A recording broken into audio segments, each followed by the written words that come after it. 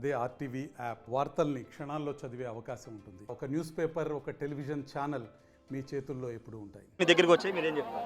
అంటే టిట్కో ఇల్లు కట్టినప్పుడు మెయిన్ ఏంటంటే ఇల్లు ఇచ్చే ముందే వాళ్ళకి అన్ని వసతులు, రోడ్డు కానీ, డ్రైనేజ్ కానీ, డ్రింకింగ్ వాటర్ కానీ, ఎలక్ట్రిసిటీ కానీ, అక్కడ ఒక కమ్యూనిటీ హాలు, అక్కడ ఒక అంగన్వాడీ సెంటర్ అన్నీ కట్టి వాళ్ళ ఉద్దేశంతో చేసాం యాక్చువల్గా.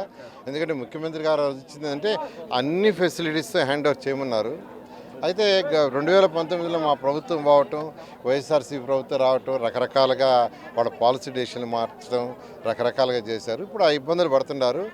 అవి తీర్చాలని యాక్చువల్గా ఈరోజు ఎమ్మెల్యే గారు నేను ఇక్కడికి వచ్చాము.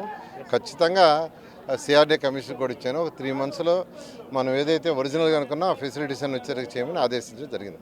కౌలు రైతులకు సంబంధించినటువంటి 5 ఏళ్ళ కొంత ఇబ్బందులు పడ్డారు కౌలు చెల్లింపు విషయంలో కానీ. ఇప్పుడు ఈ ప్రభుత్వం వచ్చిన తర్వాత రైతులకు సంబంధించి కానీ కౌలు రైతుల పెన్షన్ విషయంలో ఏ విధంగా ముందుకు వెళ్తారు? నిన్న యాక్చువల్గా సీఎం గారు మాట్లాడారండి, డిస్కస్ చేశారు. రైతులు త్యాగం చేశారు, వాళ్ళకి ఇబ్బంది లేకుండా చేయాలని చెప్పారు. త్వరలో అంటే అథారిటీ మీటింగ్ ఉంటుంది, అథారిటీ మీటింగ్లో డిస్కస్ చేసి వాళ్ళకి న్యాయం చేయడం జరుగుతుంది. సరే, ఎప్పుడు ప్రారంభం కాబోతుంది? చాలామంది ఏగర్గా వెయిట్ చేస్తున్నారు. అమరావతి నిర్మాణ పనులు తిరిగి ఎప్పుడు ప్రారంభం కాబోతున్నాయని చాలామంది ఎదురు. అంటే యాక్చువల్గా ఏదైతే డ్యామేజ్ చేశారో దాని మీద ఒక కమిటీ వేస్తున్నాము. తర్వాత బిల్డింగ్స్ సంబంధించి వాటికన్నిటికీ ఐఐటి చెన్నైకి, ఐఐటి హైదరాబాద్కి యాక్చువల్ లెటర్ రాస్తున్నాం. వాళ్ళు స్ట్రక్చర్ అంతా చూస్తున్నారు, రోడ్లంతాను. ఈ కమిటీ రిపోర్ట్స్ బహుశా 1 నెలలో వస్తాయి. వచ్చిన తర్వాత మళ్ళీ టెండర్లు పిలిచి యాక్చువల్ స్టార్ట్ చేయడం జరుగుతుంది.